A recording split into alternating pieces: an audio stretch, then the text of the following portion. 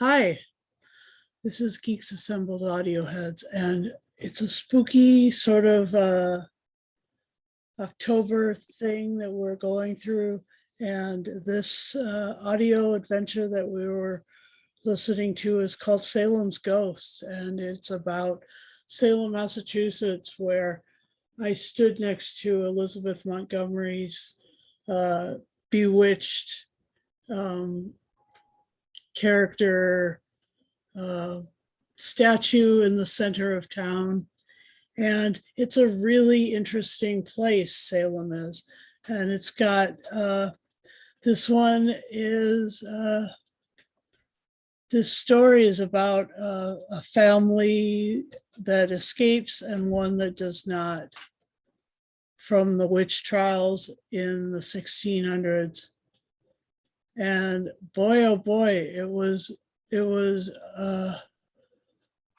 brutal.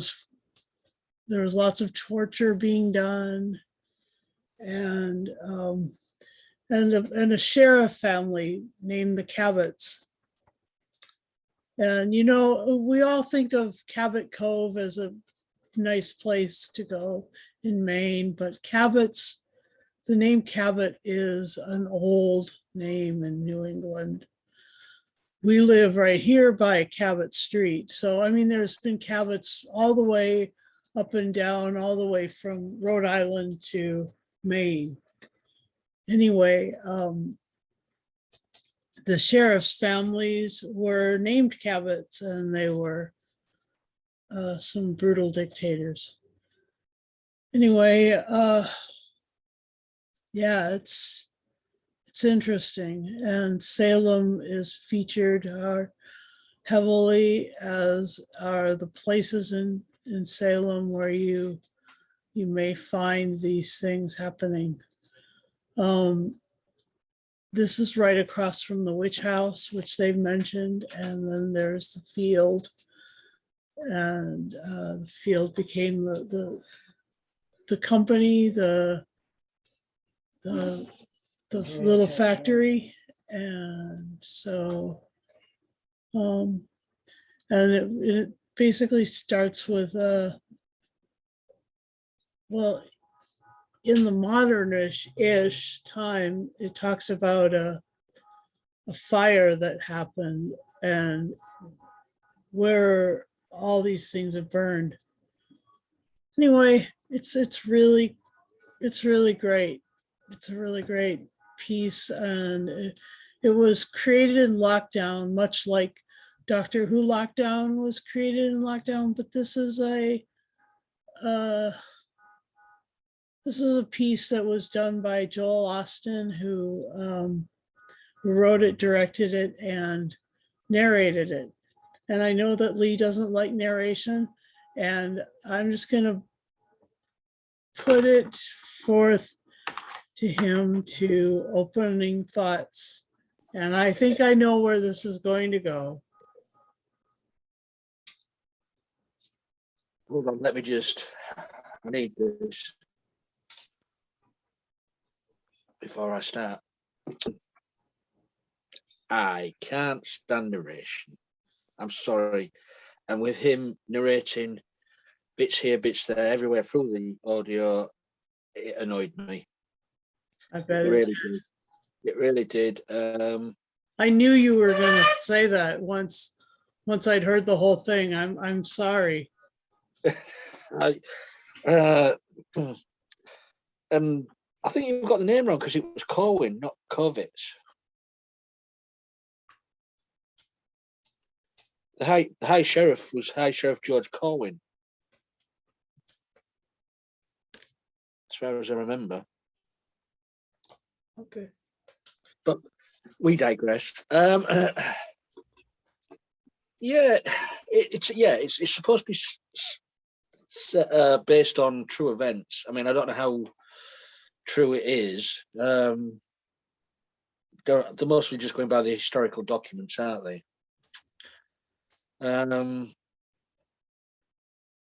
parts I did like is the drama, is the is the acting, because it does sort of drag you in because it's an intense with the trial. If you can call it a trial, it it was just it was like the Inquisition, wasn't it? It's Nobody expects the Spanish Inquisition. no. Well, when I was listening to it, I thought we still have this treatment now. We have this treatment of judging people on social media. Everybody is guilty until proven innocent on social media. And that's what they were doing back then. They had no social media. It was just hearsay. The milkmaid said this. It's over Rosie down the street said that you were talking to goats or whatever, you know. It was all tittle tattle. And you can see why that many people, if you fell out with someone back then or had an argument with someone, it must have been so easy to just claim that you're a devil worshipper, you're a witch. Yeah. All those innocent people put to death, burned at the stake, drowned, or whatever they did. I mean, I do like the historical story of this, but yeah, the narration really did put me off. I sort of got into the story and then he narrated more. Got into the story again. Then the narration came back. You didn't need the narration. I'm sorry, Joel Austin. I mean, I know you wrote it, directed it, put your heart and soul into it, but it didn't need narration. This drama could have worked just as well as a full length, full performance audio drama. Yeah, it could. He could have opened the play, just setting it up, and then just let the play run its course. Yeah. But the acting in it was brilliant. I've got to admit, the acting is brilliant in it. I don't know any of the actors. I don't know if they're well-known actors or they're just amateur dramatics. I don't know. But as you say, this was released last year, roughly around about a year ago this month. So, but it was interesting. It was only an hour and 10 minutes. So yeah. It wasn't a long haul, but I did love the historical events and because you did get the feel of it. You did get the feel. You could even see the costumes. Yeah. You could see that, and the way the High Sheriff was. Well, I can't remember the guy's name, but his wife had been arrested as a witch. English family? Are you talking about the English family? I might be. I'm just looking now at the names. English, yeah. And then the husband was accused as well, wasn't he? Yeah. Mary English, played by Rebecca Llewellyn-Woods, and Rocco Barbera playing Philip. Yeah, that's the one. Those were brilliant. Those the characters were brilliantly done. Yeah, it's just sort of an insight into, if this is based on historical documentation,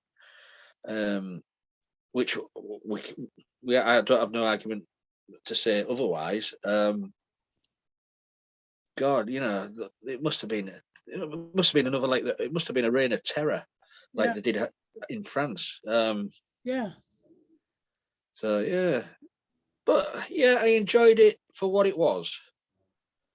But you know me with narration, so you know the marking's not going to be high. I knew it. I knew it, but what can you say? It was. If I could, the TV series in the UK, I don't know if you've got it in America, called Room 101. Yeah.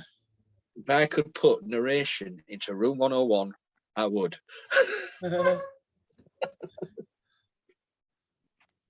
Well, let's see. Okay, you're right. There were two different sheriffs. There was Cabot with the on the vinyl disc of audio recording of of the questioning of the one guy who knew about the burning of the factory, and of really pretty much 3/4 of Salem at that point were burnt. And so yeah, he had to come and answer questions. And so it was forcing Sheriff Cabot to ask certain questions, like where did it start, when did it start, and why did it start. And when did it start was 1692. Where did it start was it started in that field, and it started in that house, and it started because of the curse of what was his name. His name was Martha and Giles Corey. And Giles Corey was tortured to death by putting rocks on his body until his bones cracked and his lungs collapsed. And at the very, even with his dying breath, he's asking for more weight. But yeah, I couldn't get. I thought, wow, why would you do that? I know, it was like his that was so dramatic. And the thing was with the Corey torture was that they thought he'd use his wife against him, but his wife just said, go ahead and do what you're going to do to him, because he won't break. And he didn't break. I mean, he uttered a curse that said burn. He uttered a curse that said that the sheriff's families would all, that the sheriff would always die. And he uttered a curse that the city would be traumatized by this forever. And fantastic, really, really spooky, and really, really bloody. And you could hear the bones crack, and you could feel the weight. And then they were talking about the difference between what these milkmaids and these other people, as Lee was mentioning, were saying. They were saying things like, yeah, when he entered the room, suddenly I couldn't breathe, and stuff like that. And I've been there, I've experienced that supernaturally and stuff, but it doesn't usually have to do with the people. It usually has to do with previous things that went against the will of God and stuff. So it opens up a door to the supernatural, to the dark side anyway. And so yeah, that, it was just incredible how they all fused these things together. And these people who are in these communities like Salem and up and down the New England coastline were basically merchants and sailors, and had, so like the English family had amassed quite a fortune running their ships back and forth between Salem and Europe. And there were a ton of those. There were just a ton. And now the ships are smaller in Salem Harbor. This is Salem Harbor back here. And they're just smaller sailboats, but still people take to the sea. And I just think that this story brought all of that into play. And then it connected it to future tragedies, future fires. A lot of the cities along the East Coast were made out of sticks and mud and wood, and that's why they burn so well. I mean, 3/4 of the city I'm in right now burned in 1972. So I mean, like it just was, it was pretty something that could happen. But I love how they connected these tragedies back to these witch trials, and showed that this house that was built over this part of where these people were tortured, and where they were hanged, and where this tree stood, and all of that, all of these things were, all of these areas burned. And so that was part of the curse. And, so the Giles Corey was immense. His power in the story, brought this vinyl LP of a question answer session about these past events, or these rather current events, according to the disc, to the things in the past were fun. Anyway, what were your favorite parts? What you said with the crushing of him and putting more weight and weight on, that was that stood out for me. It was a brilliant scene. Also the scene where the sheriff and that lot was accusing the man of being in league with the witch or the Satan or whatever, and just strip him off of all his clothes and examine all parts of his body everywhere, and to find the mark of Lucifer, of Satan. So any blemish would go against it. And they found one just above his nipple, a small little red blemish. After inspecting other private parts, but yeah, how do you? I mean, they totally, yeah. Go ahead. So degrading. But say any blemish could be said that's the mark of Satan. Yes. You could have a peculiar mole or anything. That's the mark of Satan. Right. Well, but that's how they did it, I suppose. As I said earlier, a lot of innocent people must have been put to death. Mm-hmm. Hundreds or even and more. So that's why Salem. Oh, go ahead. I'll let you finish. I'm sorry. No, go on. That's why Salem is Halloween Town. I mean, because of the witch trials, because of how many people died there as warlocks or witches or wizards or witches or whatever. These connections were made from people, their bodies, and who they were. That's why on October 31st, on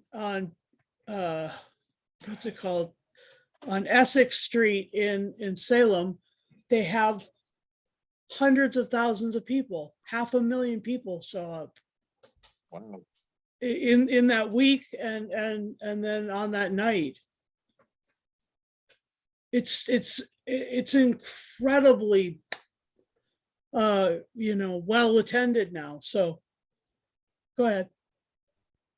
No, I just like the acting in this was so well done. The characters drew me in, but as I said, as soon as I got drawn in, the narration started again.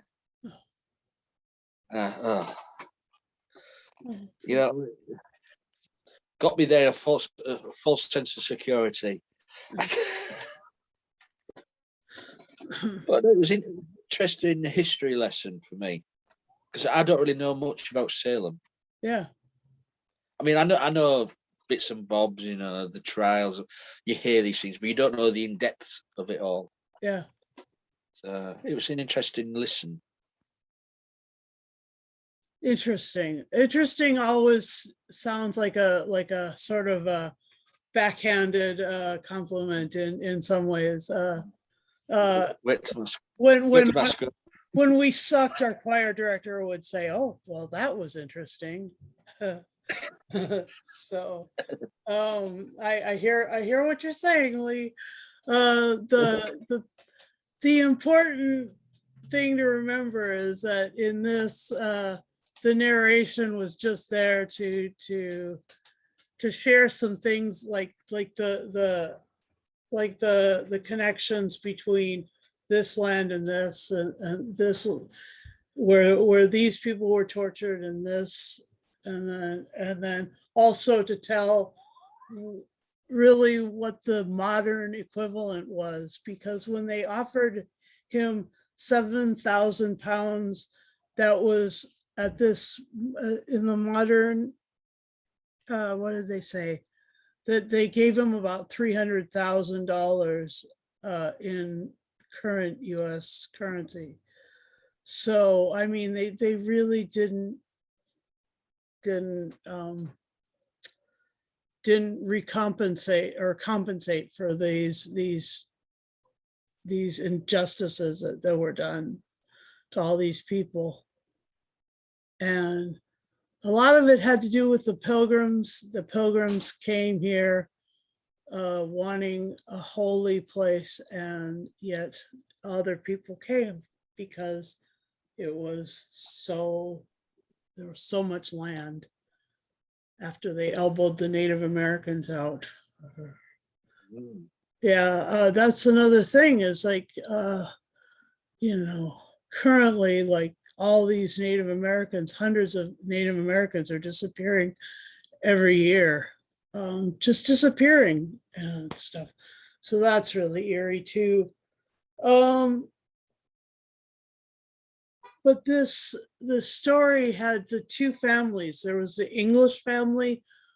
There were merchants and really wealthy people, and they sent their belongings out on the ship, and then it came back in. And so some of what they had was protected from these trials after they escaped from prison and went to New York, and then came back after the trials were done. And I wonder how they knew that the trials were done. I mean, like that was a question that's still in my mind, because a lot of these people were well connected, but a lot it wasn't like you'd have access to the Salem paper online. You'd have to have had people writing back and forth and stuff. And so that was a question that remained in my mind. And then the other thing was the Giles Corey family. I mean, that was so, the way that they tortured him, and then they tried to use her against him, and they, oh my gosh. And she stood pat, and he stood pat, and he was like, no, I'm not going to let you. And then he cursed them. And so because of what they did, there was this curse on the land and on the people and on certain families, the sheriff family, the sheriffs and their families, and then the people who actually did the thing, and where the land was. And that was really interesting. And did you just say interesting? Okay. Yeah, that was really interesting. Interesting. But I really liked the way it was acted, and I don't mind narration at all. I listen to audiobooks that are entirely narrated, that are just read right from the page of the book. So, so I have a really different perspective than Lee does. He really does not like this, and I do. But this one, I think that we may have squeaked by with something, and we'll see what he says. Do you have any further things to say about this? No, I'm quite happy with what we've said and done in this. Okay. Okay. Okay, so I really liked it. And what would your final say and score then be? I agree with you. The action in this was brilliant. It drew you in. The trial, the torture, the way little things were made out into bigger things, the way the people were treated, that drew me in, and it was a bit of a history lesson for me. But the narration is going to be the decider in this one for me. I'm sorry. Okay. I'm giving it a 6.5. Oh my gosh, that's higher than what I thought you were going to I say. was going to go 6, but then I thought no, because the acting was pretty damn good. The historical lesson was pretty good, but it really did take it out of me with the narration. Yeah. So 6.5. All right. So, That's higher than what I thought. I seriously thought you were going to give it a 5. Because I thought that you would give the acting like a 10, but then a 0 for the narration, and then average those two. But a 6 point, what did you say, 6.5 or 6.75? a 6.5. 6.5, okay. Don't be edging your bets now. Well, I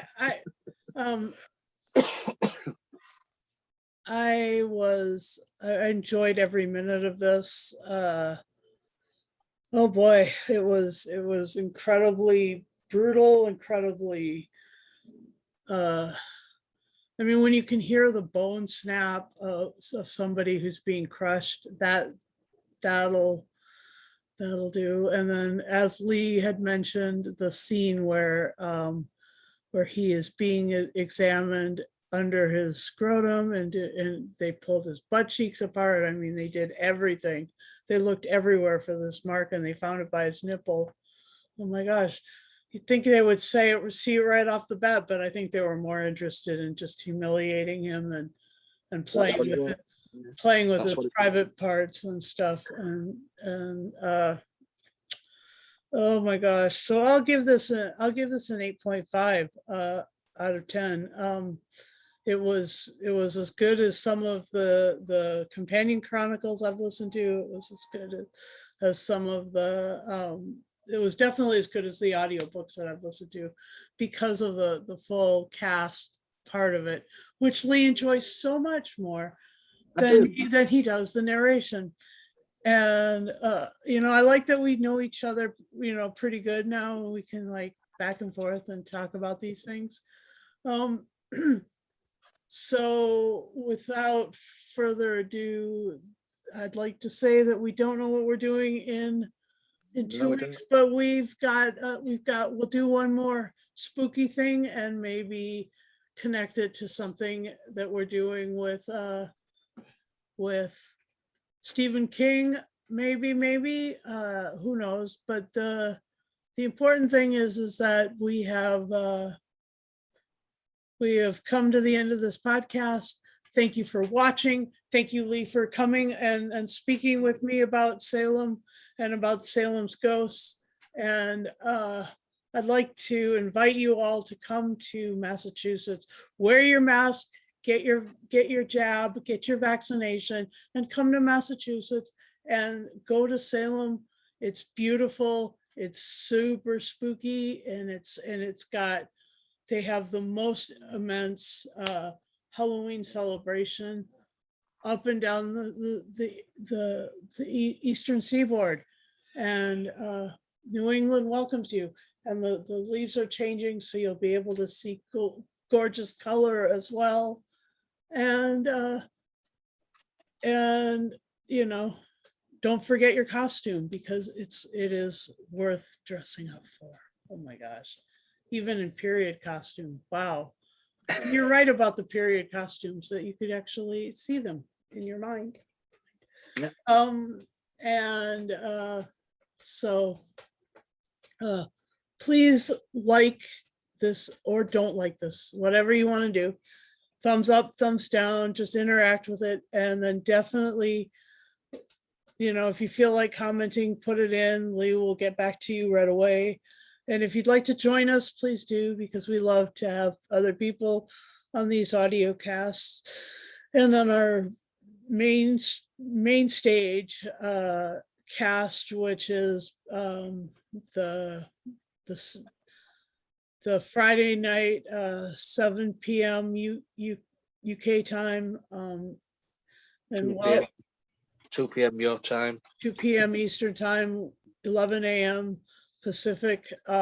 Please enjoy, come and enjoy our company and chat with us. We talk about anything nerdy, and this has been an incredibly spooky Halloween season, where we've been talking a lot about Stephen King.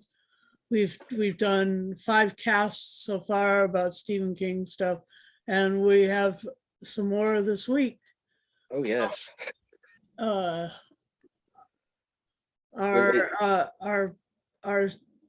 channel needs subscription, so subscribe, hit the red button, hit the bell for the notification, and do that's a little bell right near the subscription box. And then if you feel like it, share us with your friends. Share us widely, and we'd love that too. And then we also invite you to participate in our social media. Lee has an Instagram. We have a Facebook group. There's a Facebook page that's still kind of Geeks Assembled stuff. And then we have a Geeks Assembled Twitter page, a Twitter handle, and do interact with that. And know that all of us, that we tag people who are involved in these things, and they also notice us. So if you would like to, participate with the actors and everything, the Twitter page is the way to do that. And let's see, what are the other things? Tumblr, we have a Tumblr that has some of our older works on it, and we'd like to. Yeah, the Tumblr's not really active. No, but it's in the archives. There's still some of our older works, and we've been together doing these podcasts for 5 years now. So. So we enjoy these things, and we'll continue, because this is what we love to do. We love to talk. Yeah, we do love to talk, and we love to talk about incredibly nerdy, geeky, and amazing things, and spooky things right now. So thank you for watching. Thanks, Lee. See you next Friday then. Bye-bye. Yeah, I'll be there.